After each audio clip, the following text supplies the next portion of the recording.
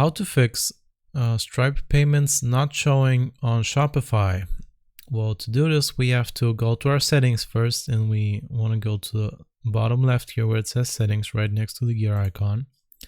And now we want to go to payments from here, and up here where it says payment providers, you just click on choose a provider. And now we can just type in Stripe, and it should show up right here. It's the only one that's going to show up.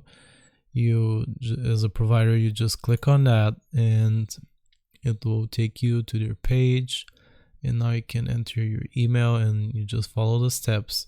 But if you're not seeing that, what you want to do is make sure that your country, the country in which your store is based in, works with Stripe, because it might not be supported in the country that your store is located in.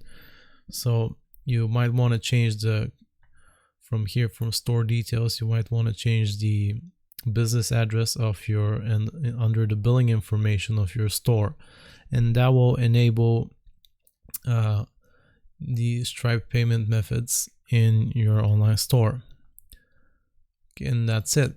That's how you fix the Stripe payments not showing in Shopify. I hope this was useful. Remember to like and sub, and I'll see you next time.